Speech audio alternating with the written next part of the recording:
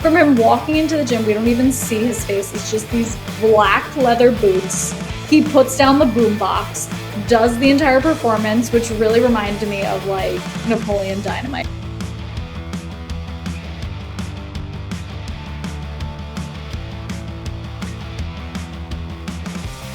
The part where they're doing the auditions. Brittany, this is not a democracy, it's a cheerocracy. Almost like making fun of the fact that people think of cheerleaders as ditzy, and then in the movie they end up not being ditzy, so like they kind of make fun of themselves. They do this in a lot of movies, but all the cut-ins of kind of like the random people trying out, like when the ballet dancer came out, I was like, this is so fun. Yes, the Broadway show guy was my favorite. Oh, he was so great. The rapper, then the girl that's like crying. She's like, I just broke up with my boyfriend. Favorite scene when we see the Clovers dancing. It's cold in here.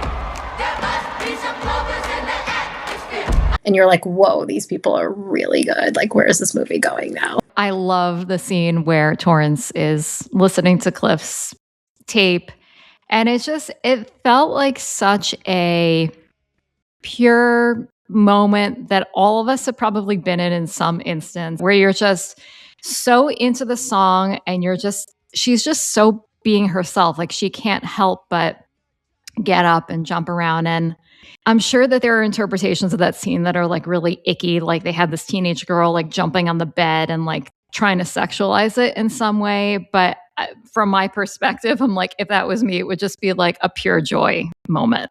I think it was really reflective of just a girl being in her girlhood and not trying to be like performative. And I think that that's a testament to Kirsten Dunst, that like she is just, I think she's a very authentic actor. Like she's great. Just that like innocent high school love, like crush thing. Like I think that's just so sweet. I actually like that it's in her bedroom because, you know, she still has all of like her stuffed animals and a poster on the wall of Ice Skater and Nancy Kerrigan. Yeah. Yeah. It's kind of like, it feels really real and relatable.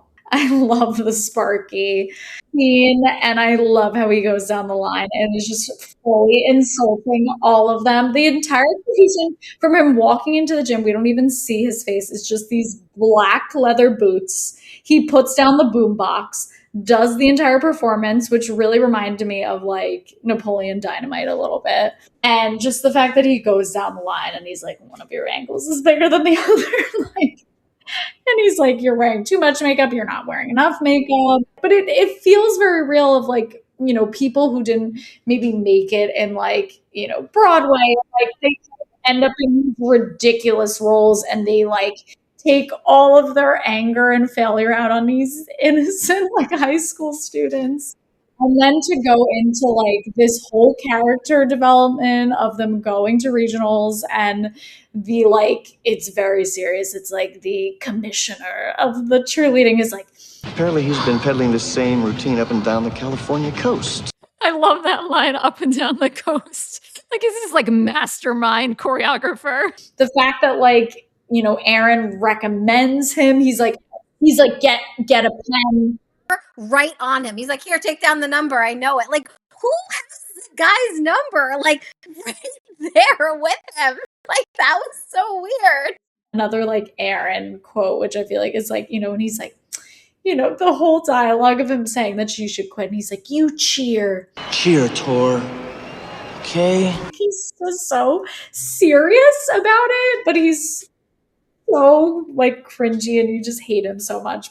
And then of course the end with the Mickey song, like that is again iconic. I love bloopers. Why did we get rid of bloopers? I like the way they did it. It's not just bloopers, like they weaved it into the song and the credits and some credits also. I'm tingling like recalling it because I think it was my favorite part of the movie. And stupid, whatever I was watching it on was like ready to autoplay to the next thing. I'm like, no. I'm like rushing to push the button. I'm like, I want to see this. I want to see this whole production. I know how much thought they put into it. Like it keeps going, like, and the Sparky guy comes out, like all the characters come out. think it's like we get a peek under the hood of what the set was like, and like, were they having fun with each other? Were they being silly? It doesn't seem performative to me. When I first started watching this, I'm like, is this like a parody? Is this real? Like, I was kind of confused about the tone, and I realized that it actually is tackling some progressive issues,